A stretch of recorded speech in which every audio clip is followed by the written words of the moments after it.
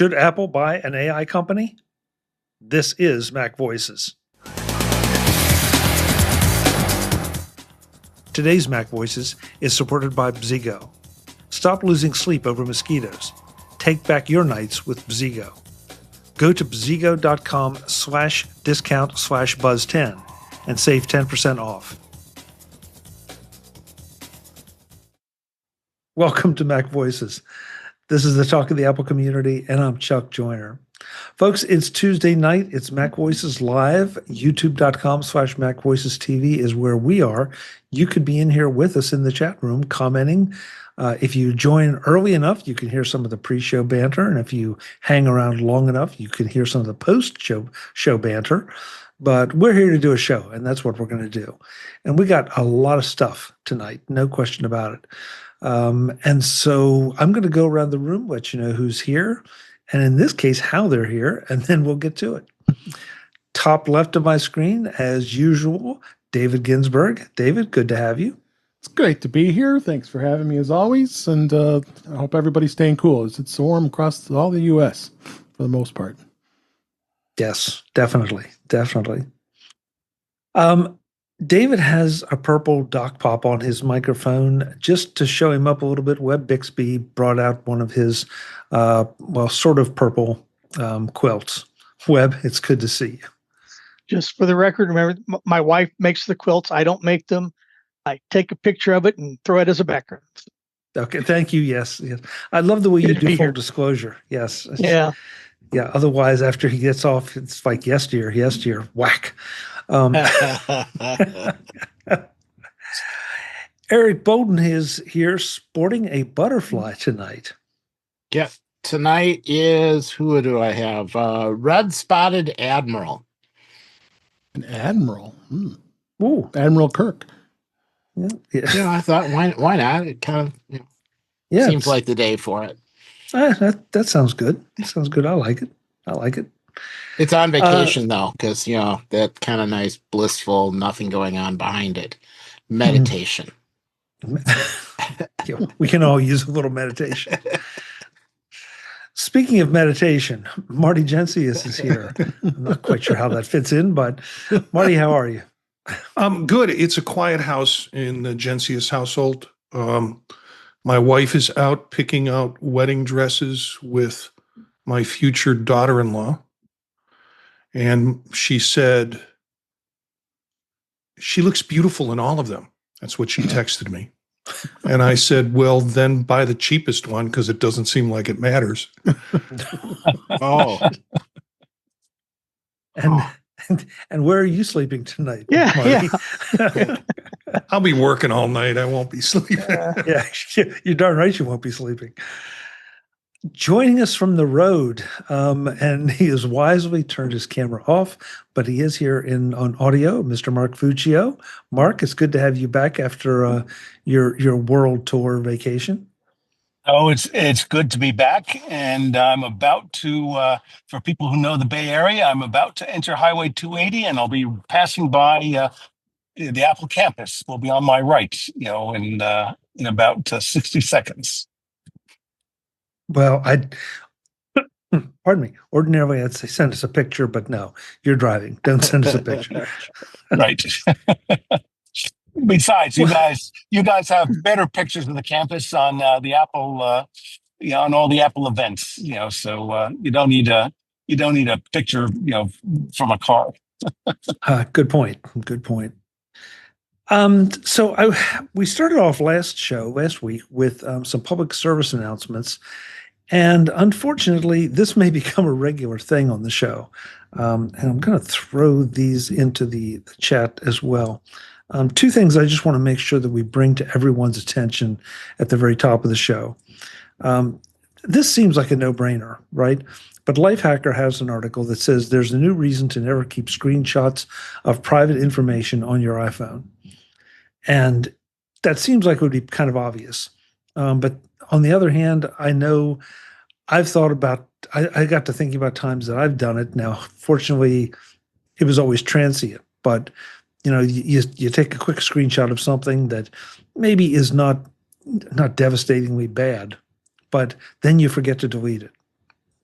Apparently, there's a new piece of malware out there that, if it gains access to your photos, can do character recognition and OCR and potentially pull interesting things out. Now, we all know there are a lot of reasons you don't want your photo library opened up, but this is just one more. And it seems like this malware that they're reporting on is specifically targeting people who do this. So don't do that. And that's all I have to say about it. Read the article. And if you are doing it or have done it, go back and clean it out of your photo library if it's anything that is not transient but is of a more permanent nature. Yeah, it's amazing. The bad guys they keep finding ways to get to us. Just never ends. It really doesn't. The second one is also from Lifehacker. And it's to watch out for fake CAPTCHAs that are spreading malware. I mean, there's nothing sacred anymore. It's now you have to watch the CAPTCHAs, which a lot of websites use to, I guess, confirm who you are or what you are. So just be aware that those two things are out there and that you should be just a little extra vigilant. Just like everything, whenever you click it, you got to figure out what it is that you're clicking. Before we get to the first story, Jim Ray has joined us. Jim, good to see you. I'm glad you made it. Me too.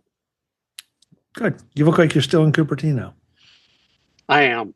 I left my heart in Cupertino. Set you up for Well, that. wait a Jim, minute, and Mark. you He's driving by right now. So I saw that. I saw that big heart out there beating on top, defibrillating.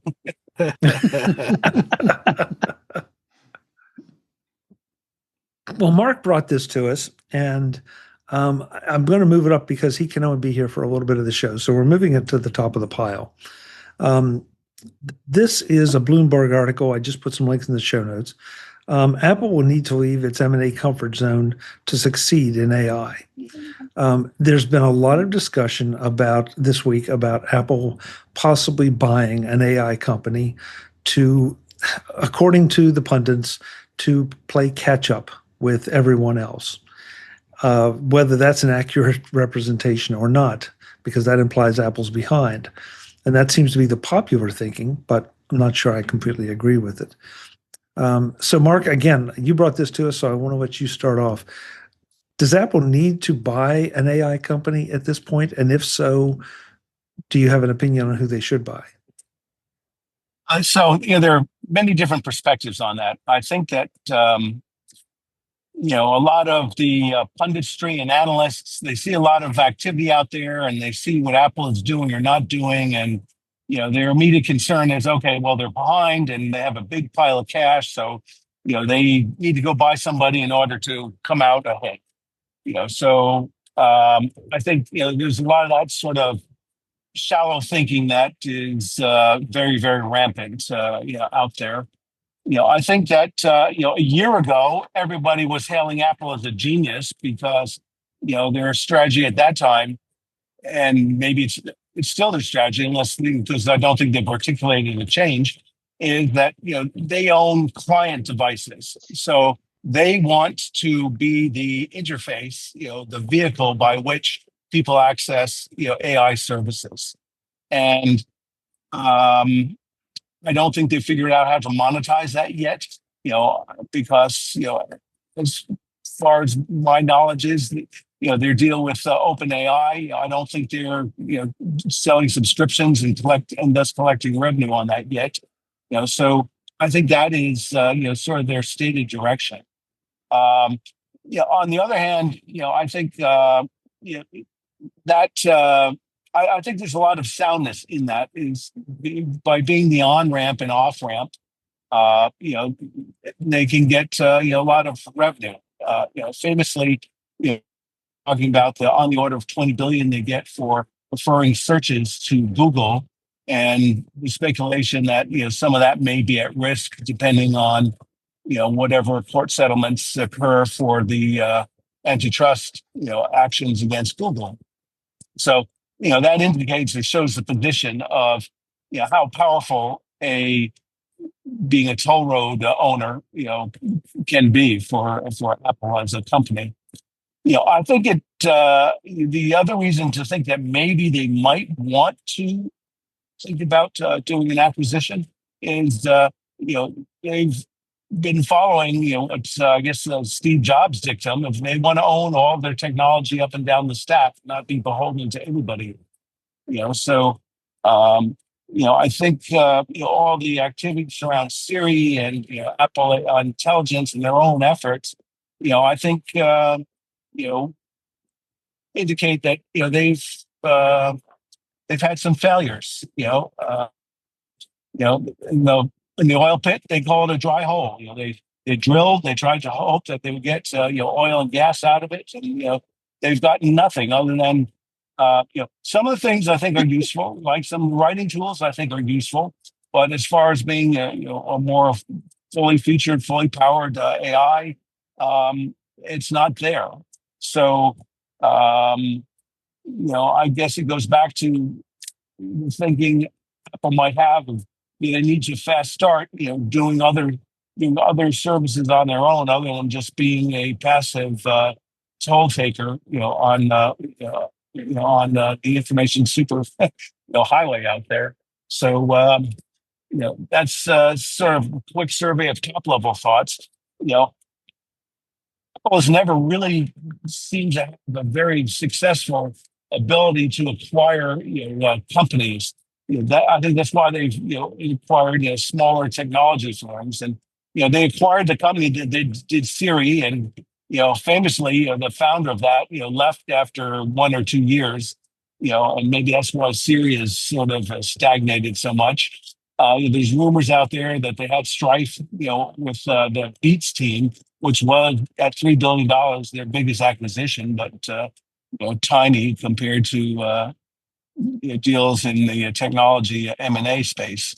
So there's a question of whether Apple needs to, and then I think more importantly is the question: do they have the skills to actually make something work if they were to go out and acquire a large company like Perplexity, which seems to be the favorite that everyone is talking about. And with that, I'll pass it back to you, and I'll be off in about 10 minutes when I get to my destination. Back to you, Chuck. Understood. Thank you, Mark. Thank you. The one thing I wanted to comment on before I go any farther is, though, that Apple, it's so easy to forget the things that Apple has purchased and that worked out. I mean, Apple bought, unfortunately, I cannot remember the name, but they bought iTunes. It was a program that was published by SoundJam. Thank you, Jim. Yes, it was published by Cassidy and Green, if memory serves. I couldn't remember SoundJam, and that seemed to work out pretty darn well. So, and I believe there were other things along the way, but Apple took them. Go. PA Semi. Yes. Yep, that was a big one. Say again. Sorry. PA Semi. PA. That's right. Palo Alto Semi, $420 million deal. Yes. So, Apple does have a history. They have a history, and as Mark pointed out, Beats is one that there seems to have been some friction, but it seems to have turned out okay. So there is precedent, maybe for not something quite this large, arguably not quite this important, but there is precedent. Again, before I go on, I want to welcome Brian Flanigan-Arthurs. He's joined the panel. Brian, good to have you as always. I appreciate it. Thank you so much for having me. Yes, we feel like we're having the weather that you usually have here where I am. So you can keep it out there. Thank you. Yes. Marty, just go, Dave. Sorry. No, I just wanted to add, Apple did acquire a number of AI and machine learning companies in the past. Going back to all the way back to 2016, the Turi, which was an AI machine learning platform, and then you had a couple others. So there's nothing new that they've acquired, but in the AI world, I don't know if there's anything that big out there that they could really acquire at this point. Because you're not, obviously OpenAI is not going to happen, and what else would they do? I've heard talk of Perplexity.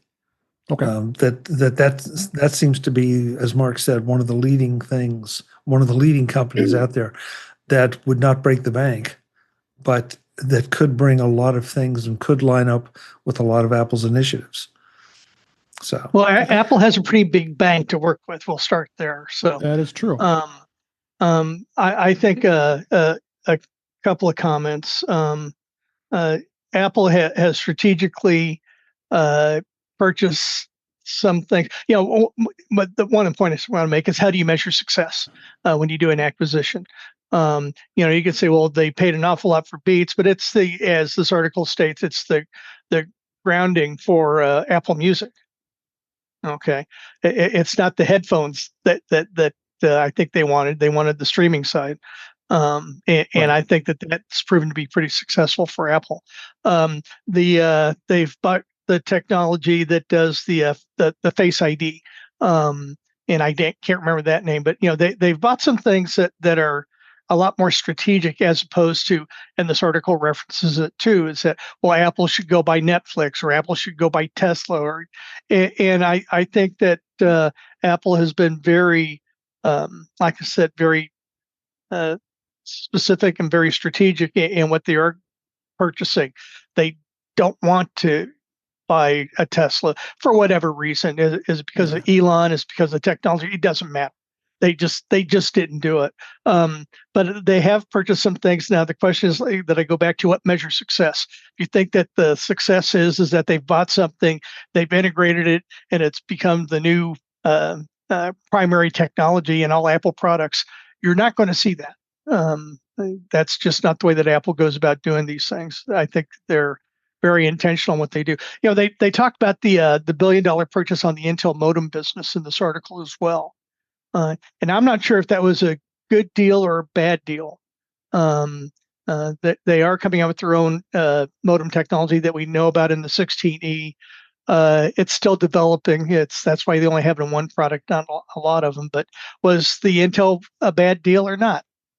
Maybe there's some underlying technology or engineers or something that makes it worthwhile. So how do you measure success in an acquisition? There are lots of ways to do it. So a quick follow up on that if I could, is that really what Apple has a history of doing, it seems, is going out and acquiring key technologies and then somehow reformulating that and reflowing that into their product line. And as Webb was alluding, there's all sorts of ways that you can measure success, in something like that happening. But again, I think that's part of the what I consider the shallow thinking of people saying Apple needs to acquire an AI company. Is there's the big ones that we all know about, like Anthropic or OpenAI. They all have big complicating factors and big businesses.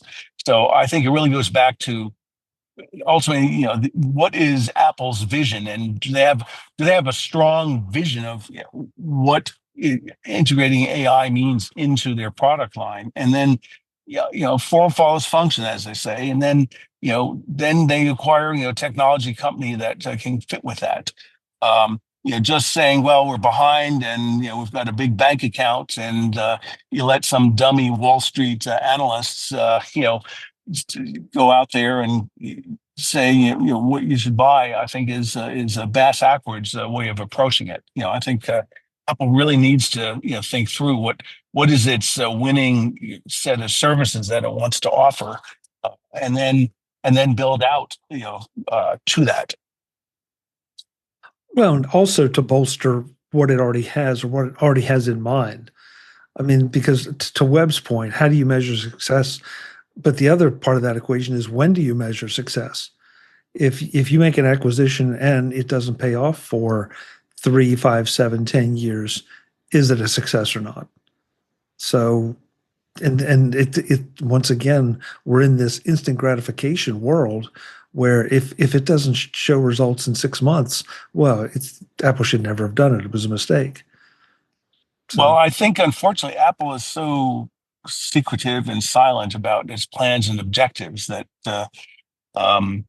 we can never really know because if they acquire something, I doubt they're going to tell us, well, our objective is A, B, and C, because that's not been what they've done in the past. So, I think your point, the most important was at the end, Chuck. You said, instant gratification, and they're, Apple, you know, Apple, I think, has become a popular thing to beat up on them, saying they're behind because everyone's thinking you have to spend 50 or 70 billion dollars a year on infrastructure to build AI models. And as I said before, a year ago, Apple was the hero because they were partnering with other companies that have to spend the 50 or 75 billion dollars a year of capital expense each year. So I think this is still a very dynamic field, and we'll have to see what happens. And with that, I'm at my destination. So I need to say, thanks for inviting me, and thanks to you and the rest of the panel. And I look forward to listening to this when it gets released. Great. We'll see you next time, Mark. Thanks. Take care, Okay. Mark. Take care, everyone. Okay. Bye-bye. Today's edition of MacVoices is supported by Bzigo. Stop losing sleep over mosquitoes. Take back your nights with Bzigo. Go to bzigo.com/discount/buzz10 and save 10% off. Summer nights are supposed to be peaceful until that one mosquito ruins everything. You know the drill. The buzzing, the bites, the lights on, the endless swatting. It's frustrating, and sometimes it feels like a losing battle. You need Bzigo to turn the tide. Bzigo Iris is a cutting-edge device that uses computer vision and AI to detect, track, and pinpoint mosquitoes in real time. No more guessing, no more swatting at thin air, just a simple, precise way to finally take control of your space. No chemicals, no toxic spray, and no guessing. Just 24/7 scanning of your space to pinpoint the little flying invaders with an eye-safe laser pointer that shows you exactly where the mosquito landed so you can deal with it on your terms. Stop losing sleep over mosquitoes. Take back your nights with Bzigo. Go to bzigo.com/discount/buzz10 and save 10% off. That's Bzigo, bzigo.com/discount/buzz10, and use the code buzz10 to get 10% off. Say goodbye to itchy bites and sleepless nights. Thanks to Bzigo for sponsoring this episode of MacVoices. Marty, I want you in this because we've had so many discussions about AI, and you're someone who's spent a lot of time with AI and working with it from obviously from a user perspective. Do you feel like this would be a good idea, a good commitment of Apple's resources? I got to tell you, I think it's time for Apple to make Apple great again. And by that, I mean scorched earth policy.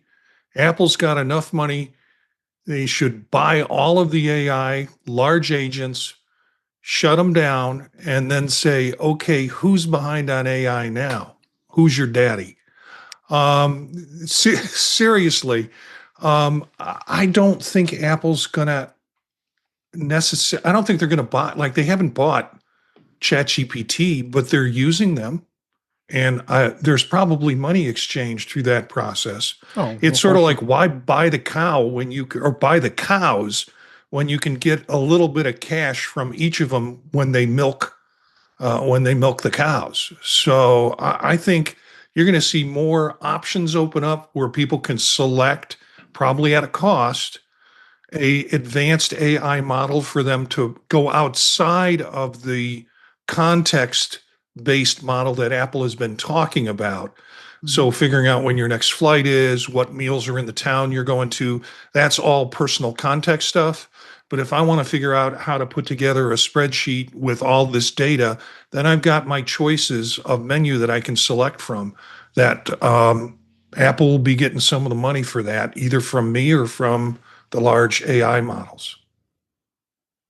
You bring up a great point. Because I was thinking about the cow and milk analogy myself.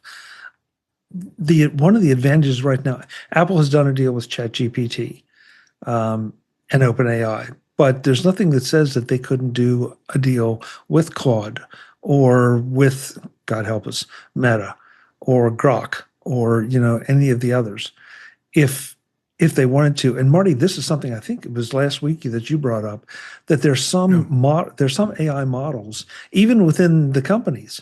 There are different AI models or different modes that are better at some things than others. So why wouldn't you want to communicate with the one that is best for what you do? If it's medicine, great. If it's programming, great. But they're all going to do it to some degree, but they're all going to do it to some degree, but which one does it best or does it better than the others? And ultimately the product will see Apple as having a better AI because it's more menu style. You can pick for the outside agent that you want to work with.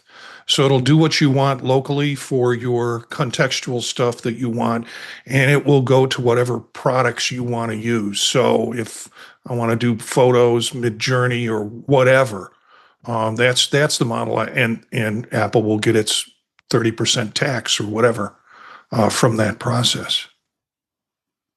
Yeah. Anybody else want in this? Eric, do you have any wisdom? I think power consumption is a component of all of this.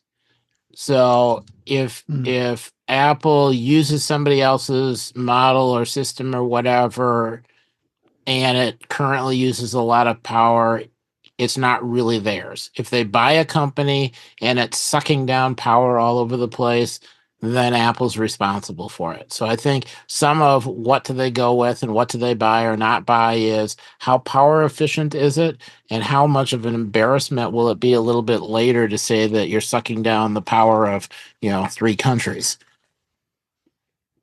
Okay, interesting point. Brian, anything? No, I just echo the thoughts about, using the right tool for what you're looking for. And if Apple can figure out a way to have that kind of seamlessly happen behind the scenes, that would be an awesome feature, because then you're not reliant on a particular brand and switching between brands on your own, but rather it having the ability to do so based on whatever it is that, the specialty of what you're looking for.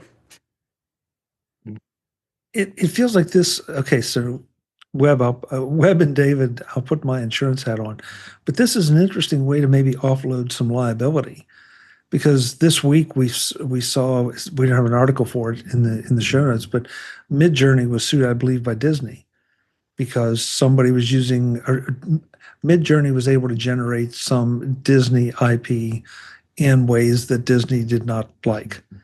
If memory serves, and I only glanced at the article, but it had a Disney IP character with a gun, and Disney didn't like that, and so they sued Midjourney, and so and that's not going to be the first time. We have another article later in the show that we'll kick around, but it feels like there's going to be a lot of litigation going on here. And maybe it might be not necessarily a bad thing if Apple's on the sidelines for that part of it. So, anything else before we leave this topic? Because this is this could get really interesting if Apple does decide to do that. I feel like there are good reasons for it to do it and good reasons for it not to. I don't understand why pundits are so insistent that, Apple has to be in this business. Apple was never in the search business. That was a big business. That worked fine for them. And conversely, why aren't people saying Samsung has to buy an AI company? Or why doesn't OpenAI have to buy a phone company, or they're doomed? Yeah. That's a real good point, Jim. Yeah, and especially the search point. The search point's a really good point. But we can also think back to, one that burns bright in my mind is are the web PCs that you're supposed to work. Yeah, I can't think. What was the other term for them, Dave? Do you remember? Oh gosh, netbooks. Was it netbooks? No, it was a thing called netbooks. Yeah, at one point that was like going to eat the whole industry, and boy, Apple didn't come out with a netbook, so they were doomed again. Apple Doomed to fail. Yeah. Apple is the most doomed company in the history of companies.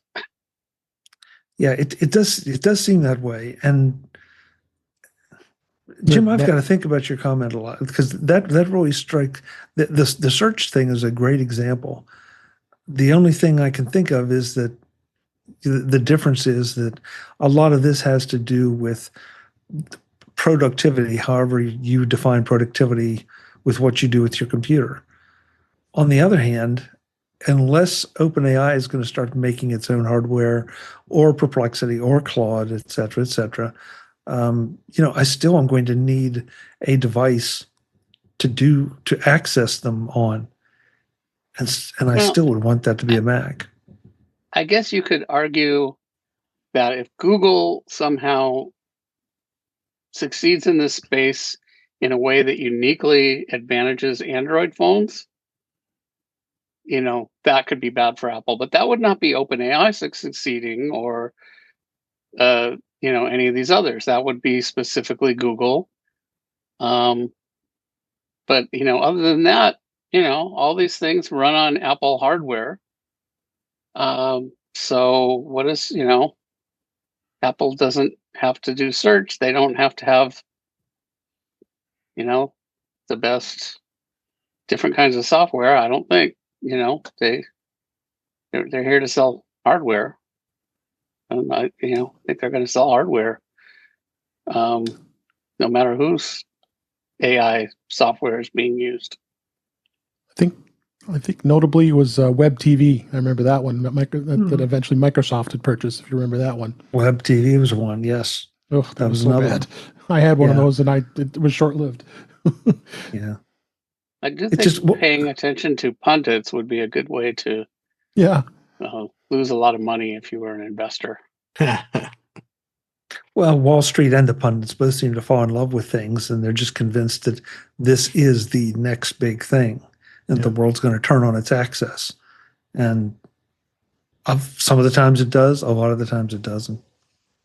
And I remember for years and years and years when Apple was always very undervalued, and they were, it was always like, well, Apple's doomed. Right? It wasn't really until the iPhone took off. And even that, people are like, oh yeah, well, Apple can't possibly, it took like 5 or 6 years into the iPhone before like Wall Street, caught up and like, oh yeah, this is a success. I think it was probably obvious to everyone here on this panel in the first, maybe by the end of Steve's keynote, certainly by the end of that year, but Wall Street didn't catch up, and Apple's stock valuation didn't catch up for years. People, they just seem to have this, anti-Apple, that's a toy, even now.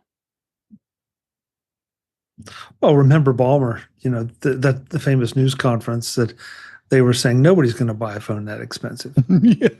Well, Ballmer's just an idiot. So, yeah. But developers. That, what was that? John Dvorak was, he's another one. That. there were tons of people that, they were all like, yeah, Apple's not going to sell very many phones, and nobody's going to buy. Yeah, who's going to buy a $400 MP3 player? Yeah. Yeah, good point. Like we are now. Yeah. Brian? Oh, well, I put in our private chat the Apple death knell counter that Brian Chaffin had continually updated on the old Mac Observer website. And I found the link. It reminded me when you were talking about this, and just all the several stories of over a couple decades of, okay, now this is it. This is the end of Apple. And I noticed, I was looking at like, coincidentally, nothing's updated past January of 2007. They're just, it's right around the time that Apple switched to the Intel processors. Taking off of the iPhone and the iPhone, right? Never looked back. If I can, let me just Yeah. make one last comment on this and can move on. When it comes to acquisitions, it is really, really, really difficult to get an integration of you try to get these two cultures and get them to come together.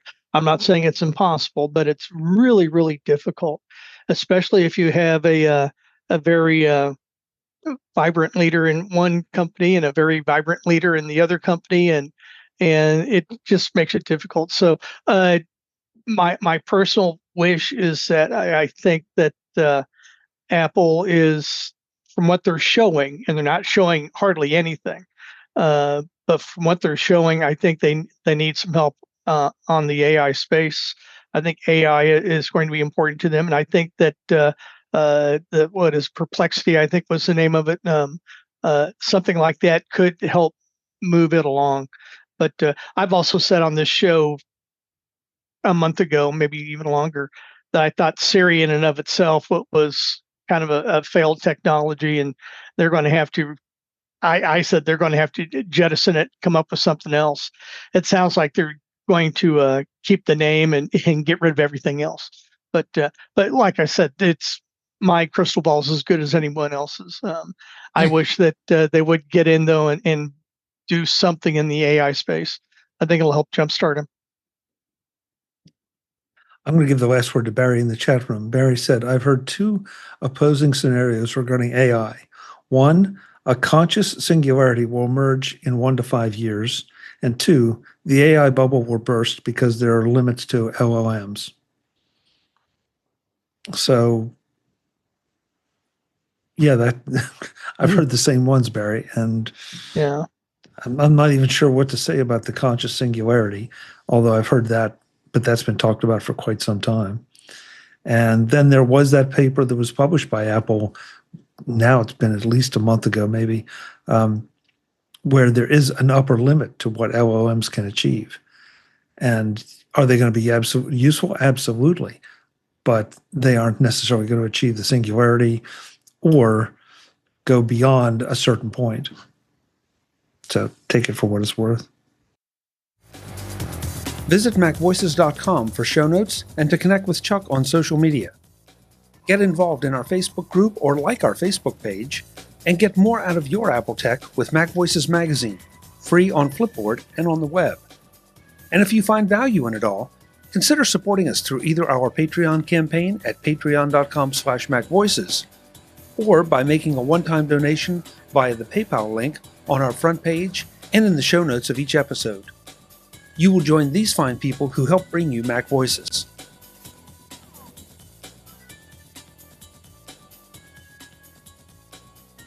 Advertising handled by Backbeat Media at backbeatmedia.com. Bandwidth provided by CacheFly at cachefly.com.